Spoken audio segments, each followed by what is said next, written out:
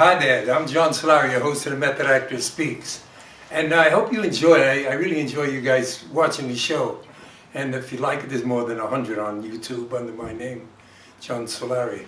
Today we have a lifetime member of the Actors Studio. Actually, a working finalist. Well, you're a working finalist, so I thought you were a lifetime member. I'm proud to say I'm a working finalist. Oh, well Worked then. very hard to get that status, and coming up on June 29th, I get the privilege of auditioning again. Oh, good. I always thought you... Well, you will be. I know, I carry myself with a little bit of authority. Well, there's nothing wrong with that. Yeah. You know, it's nothing wrong with that. And Ford Austin. And I've been trying to get you on for a long time, and you've been busy doing things. Yeah. I think I first reached out to you about a year ago in 2013. Right. And you were swamped doing things, and then you're right, and then I got swamped doing a couple of things, which I guess is kind of how it always works, right?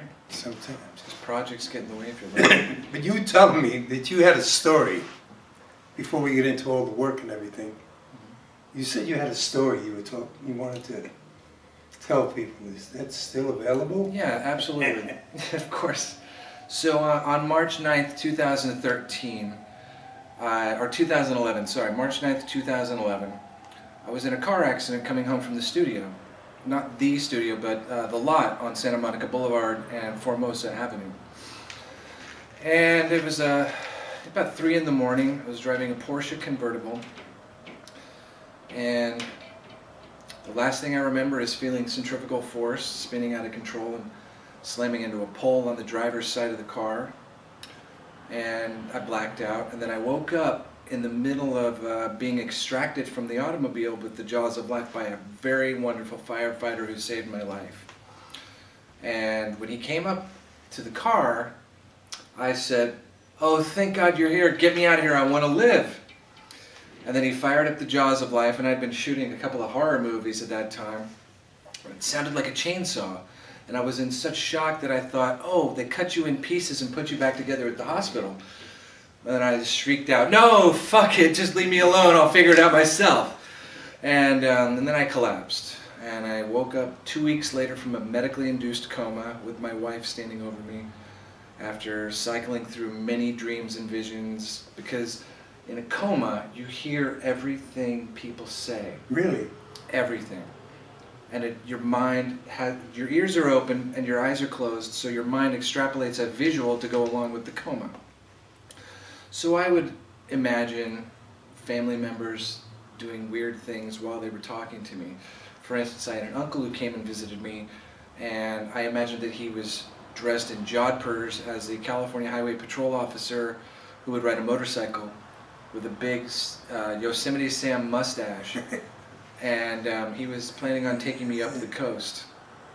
So, you know, a lot of stuff like that. And That's amazing that you're aware. So people in comas are aware? John, the most amazing thing that happened to me was I didn't realize I was in a coma. And then I heard my wife say, "You promised you'd never leave me. Please don't ever leave me. You promised you'd never leave me." Over and over, praying it by my bedside, into my ear. And I became self-aware in my dream state. And I said to myself, holy shit, I think I'm dying. And I need to wake up. And I wound up picking up an imaginary phone in my coma, calling a lawyer friend, and telling him, "I think I'm going to die. Please make sure that my wife gets everything that I'm supposed to have, or everything that we're ever supposed to get, residuals and stuff." And I hung up the phone. And, wow. then I woke up with her standing over me, saying, "There's been an accident. You're at Cedars-Sinai Hospital. I'm here. Your family here. Everybody's here. We love you. You need to rest." Well, two things come to mind. One was James Dean, and when you said Porsche, and the other was it sounds like a Hallmark movie of the week. It does, yeah. Really? Yeah, I thought about that too. You're right on the money. But yeah, there was for about a half a second that I would say to myself, you know, James Dean died in his Porsche, Paul Walker died in his Porsche, and I survived.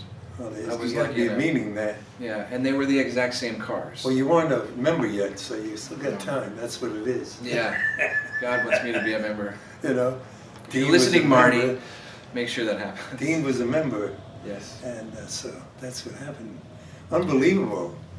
So now we got the... But the accident changed my whole life. What did it do? What do you mean by change your life? Prior to the accident, I had very little depth as far as my work goes. And as a result of going through all of the trauma and having to relearn how to walk and talk, and I had to relearn how to swallow and put on clothing. I didn't wear shoes for a year. I was in a wheelchair for a year, which I donated to the Actors Studio when I joined. And that whole process will teach you some real humility. And it teaches it to you on many levels. A lot of it is in your personal life, and then a lot of it really seeps into your character choices and your acting choices. Yeah. So, you take everything you can positively as it comes to you. So, I had you lived through a total emotional memory. Yeah. That's what it really boils down to. Yeah. And, I definitely am living this emotional memory because it was only 3 years ago. And remember, Strasberg says you don't want to tap into emotional memories 5 to 7 years. Right. You don't want to touch it. So, I'm looking forward to the 2 years from now when I can go and sit down with Kathy Leslie or someone at the studio and go through this and really do the exercises and do the work. Now, when you did your first audition, what scene did you do? So for my first audition, I was actually invited to the studio by Martin Landau to do a final.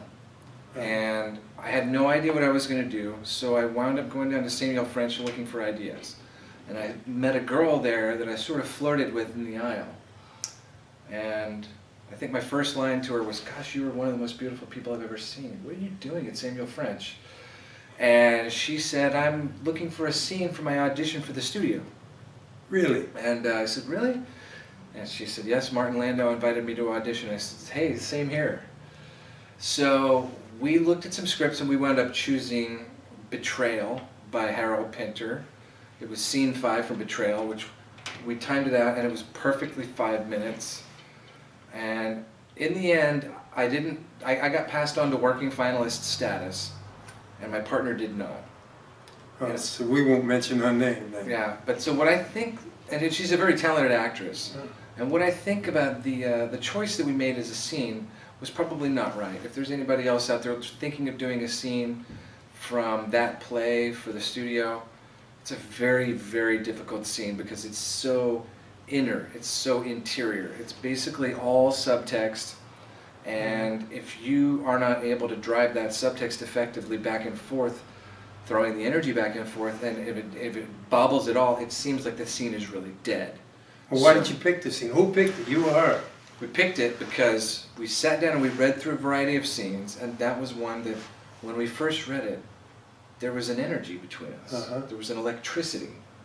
And the energy it really was so palpable that we felt that that was the scene to choose. And then we had it in rehearsals, and then right before the audition, my scene partner and I separated, and she went off and she did some work, and I went off and did some work. And I think, again, that's a wrong choice. You don't want to split up. It's like, there you are, stay in the moment, stay together, and you don't have to go over lines and stuff right then, but you got to stay connected because we worked so hard to create this bond, and I think the time for personal reflection is past right before you go in the door. You just need to be there, and at that point, it's almost like you're a team, you're a partnership at that point. You're no longer an individual auditioning. And how many times did you guys get together and work on it? We auditioned, or we rehearsed. We rehearsed. Wow. We rehearsed, I think, about 12 times. And that includes rehearsals in a park, rehearsals in her bedroom, rehearsals in a stage that I rented in North Hollywood at the Whitmore Lindley Theater, which is only $15 an hour for any actors out there.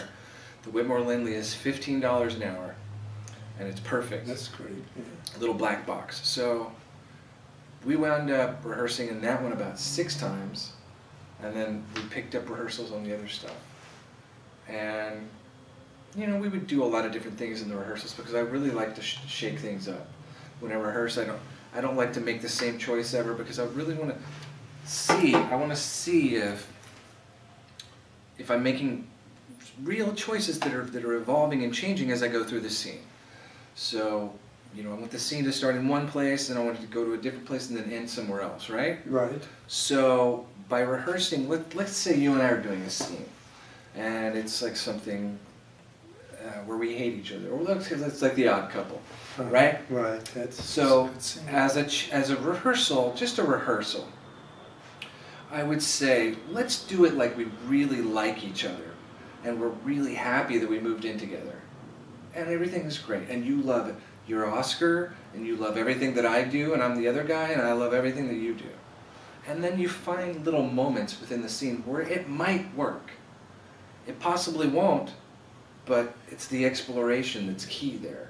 But you know, don't you think they did like each other? Don't you believe that? I think they did. Yes, There were times that they got on each other's nerves. Yeah, I mean. So then what you would do is you would that play happens. that they really hate each other. Like, why did I move in with this person? Yeah, the aggravation, Yeah. aggravated, but there was that, you know, they did like each other. They did. Yeah, exactly. He It wouldn't have helped his friend out when he was right, divorced. yeah. That's exactly what I'm talking about. So It there's was a lot of marriage. different layers. There's a lot of different layers there.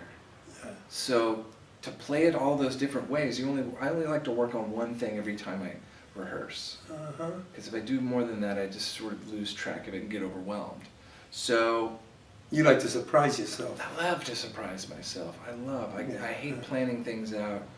I do plan things out, but it's so much more wonderful when you get there, something happens that you never even intended. Well, that's what it's all about, Yeah. So really. that was like one of the things that we did with the first scene the first audition I did. I've done 2 auditions so far. This will be my 3rd on June 29th. What was the last one you did? The last one was really remarkable. It was from Sam Shepard's True West. True West. And You're picking some heavy shit there. well, just wait till you see this next audition. Was it you and the brother, or you and the girl? Me and the brother. He's typing, Right. he's writing the script, and I chisel in on it. So it's between Lee and Austin. It's set outside of Los Angeles. And basically I was playing Lee, Uh-huh. and my scene partner David Edward was playing Austin. And boy, we rehearsed that one in a completely different way. Is he with the studio too? He's a working finalist at the studio who has an MFA from the studio class out of New York. Yeah. And he and we rehearsed on the stage at the Whitmore Lindley, and we also rehearsed in the desert in Joshua Tree, which is right out by where they lived in the script. Right. And when we drove out there, I looked for my costume to wear in the piece. I bought it in the exact same way that my character would have come across his clothes within the world of the play. And that's really what I felt proud of, was that I found the exact costume as it was described in Sam Shepard's text, which would have been the original production. It's funny, I did a scene from that at the studio with Clyde Ventura was the artistic director, and I forgot her name. But it was so bad, I was so bad. And I remember Clyde even saying, "This is so bad that I allowed it to go on." Yeah, I had that happen to me in But and it should have been. I didn't rehearse it. In the back of my mind, I did it as if you went into audition the first time without, you know, just getting the sides and just doing it. Where would it go?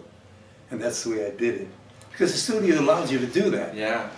But they don't really allow you to do that. I mean, Right. They allow you to do that, but you get held for it Yeah, but in it's response. really the exploration that you did. I That's did. what it is, and that's what it's about. I was thinking of you earlier, because I'm with Actors Studio since 1985, and I've been working on Gary Gilmore from The Executioner's Song. And I do the actual letters, and I thought about you, and I just did a few, and they're on YouTube.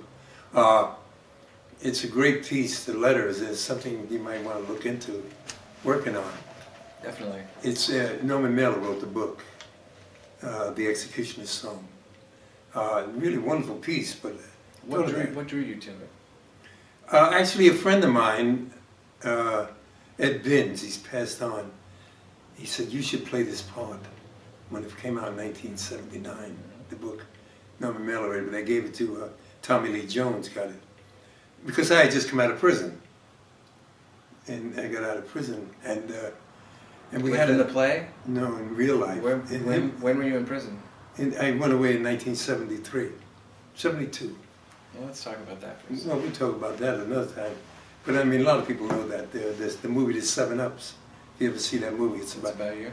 Well, those are the cops. They were organized crime task force in the Bronx that arrested me. And a friend of mine, Richard Lynch, who was a member, passed on now. Yeah. That was his first starring role, and we used to get a big kick out of it. You know, that was his first movie where he started, and those are the guys that busted me for organized crime. Anyway, it's a good piece to work on as an actor because I always found something different. The actual letters that he wrote to Nicole, and there's been a few Nicoles at the studio that I worked with, and you always find something there. And what you asked why drew me to it, I don't know, I just related, and I understood the prison, because I went from 9 years old until I was in my 30s, you know, being incarcerated somehow. Wow. So I understood all that. Wow, I'd really love to read that. 16 years I did, and so, you know. You know what, that brings up a really great question. A friend of mine was talking, everybody's going off about this show that's on, I think it's HBO, it's called Orange is the New Black. Do you watch this show? I haven't watched it. It's not, what is it? It's It's a comedy set in a women's prison, HBO. Right. Oh, Netflix, No, Netflix. Netflix, because it's not, I think HBO is. Yeah, I heard about it. Well, how do you feel about the way that prison life is portrayed as a humorous situation?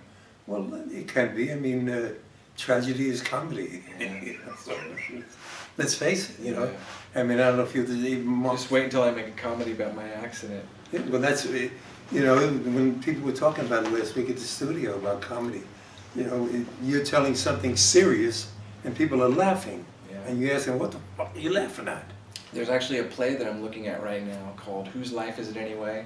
Uh-huh. It was done on Broadway by Right. Tom Conti in the 80s, and Good I'm British reading this actor. play. I'm reading this play. He's a sculptor who was in a car accident, and he's paralyzed from the neck down. Okay? Uh-huh. As I'm reading, I come across the date of his accident. It was March 9th, 1967. Uh-huh. My accident was March 9th, 2011.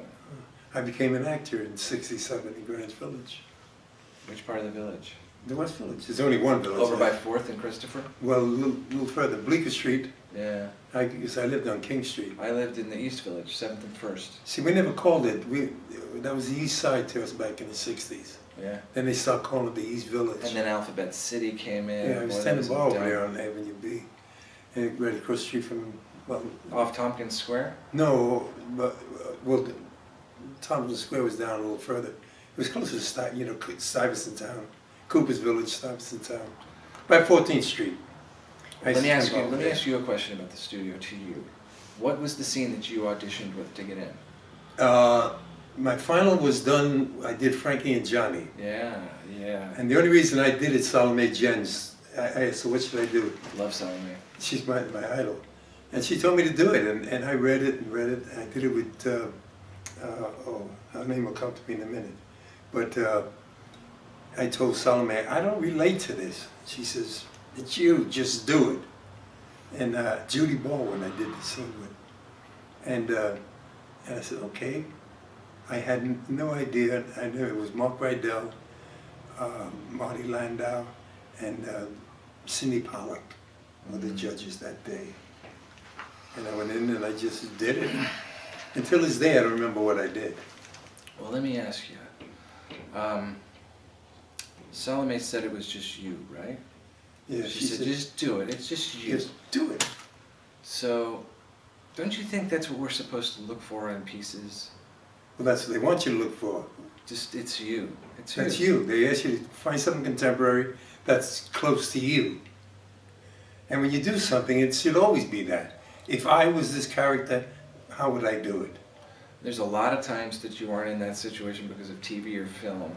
And obviously, What do you mean by that? I've never been to war. I don't know what war is like. Yeah, but so you've make had a battles. substitution. So yeah. You ever been in a fight, a fist fight or anything? Yeah. That's a war. You're there to win, right? Yeah. So you start thinking objectives instead of situations. Right. You got to find something in you that you can relate to that subject. The audience doesn't know that I'm thinking of, what I'm thinking about. I'm thinking, you know, I'm supposed to be in a war, but I'm thinking about a fist fight I had in reform school. How do they know? They don't. It's in your head. You just, and you're aware. You make it work for you. You know, I've never been raped. I never raped a woman. What is that like? I mean, you have an idea. Actually, that's what my next scene is. My next final is from Extremities. Always. So Oh. I actually was thinking about, what is it about rape? Because I've never raped a woman either, and I've played a rapist in You fucked the several woman movies. hard, though. Yeah, and not only that, it's more about control and domination. That's right. And possession, ownership over the person. I mean, it's That could be one factor of it. You just got to find a substitute for it, and it's there. You know, so many people come up with that. Say, "Well, I've never done this, and that," but you've done something. You can relate to that. It doesn't have to be that. The audience doesn't know that you're thinking about raping a woman. You're thinking about one time when, you know, your wife or your girlfriend. I just put something on Facebook where it says, you know, this girl broke both of her legs in a threesome in a car, having sex, you know, with 3 people.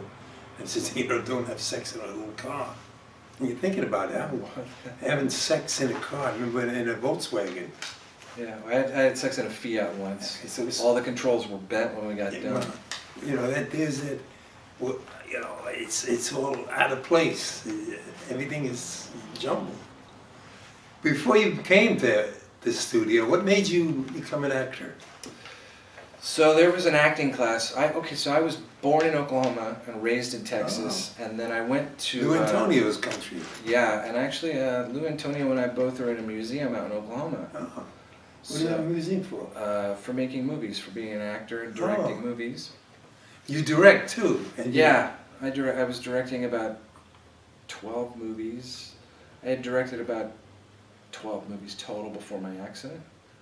Wow. A lot of horror films, 3 Academy qualifying films, and What's some of the names that people can find them? well, one is Dahmer versus Gacy. That was the one that I was actually signing the distribution contract from my hospital bed. Dahmer versus Gacy. There's another one that I produced called The Ghost Maker for Lionsgate, which the day I got home from the hospital in a wheelchair, still couldn't walk, I looked at Variety and my poster was the full back page of Variety for 6 days. Wow. And then there was another movie called The Right to Love, an American Family that I was producing at the time of the accident. And I wound up producing that through my full recovery. And we did all of our final sound mix at Skywalker Ranch with George Lucas. So Mac Smith took care of Mac Davis is a great actor, by the way. Mac Smith was our head engineer there.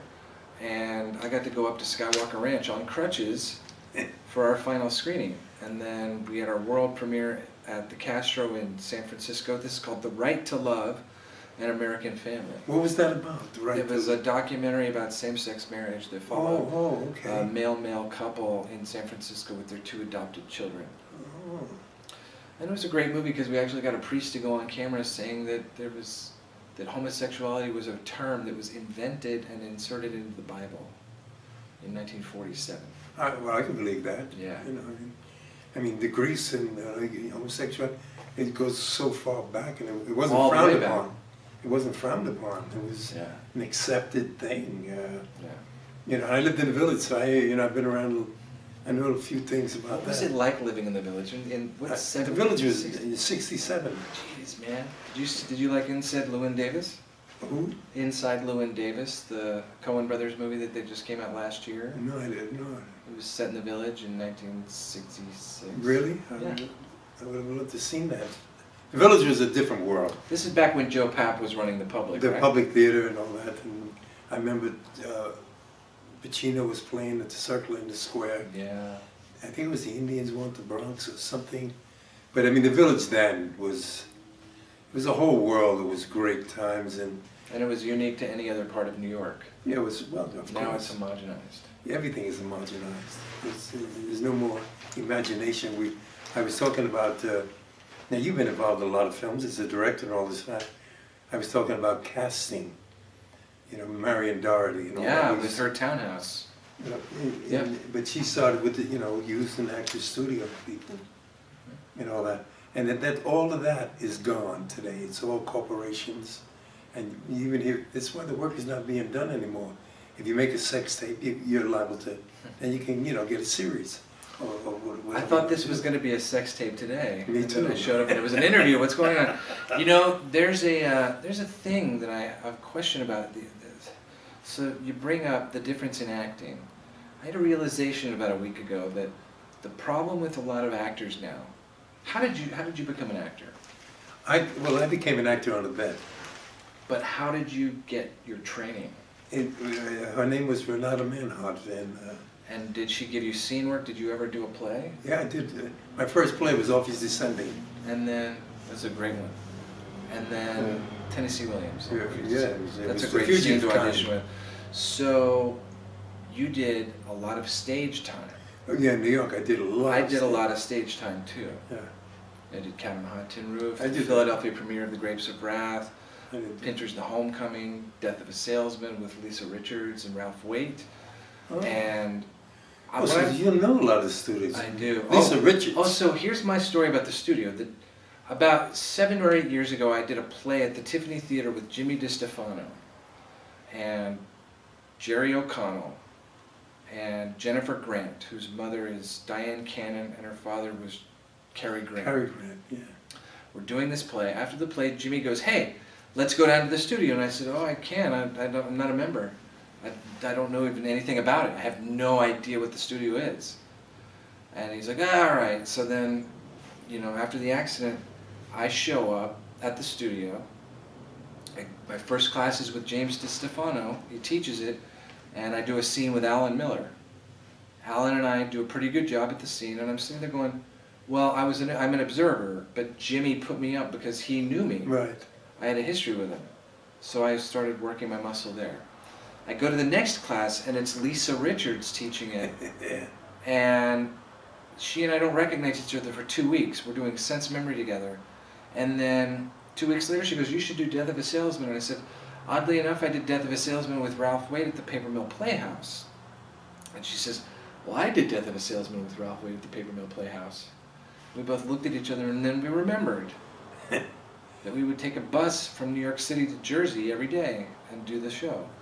So it was between that, and I had a history with Marty's daughter, who had cast me in a movie with Talia Shire, and I had a history with a couple of other people there. So I was really meant to be there. I was circling around it my whole acting life. And I think because I went into directing for 10 years, that's really the reason that I was off the path. I wasn't doing it. So, but today, I'm making my living as an actor. And that was something that for the past 2 years I wasn't able to do because of the accident. And I'm really proud to say I'm making my living as an actor now. Well, with that, we're going to end and come back with part 2 on the part of directing, and that's going to be interesting. So, folks, we're going to stop here and come back for part 2.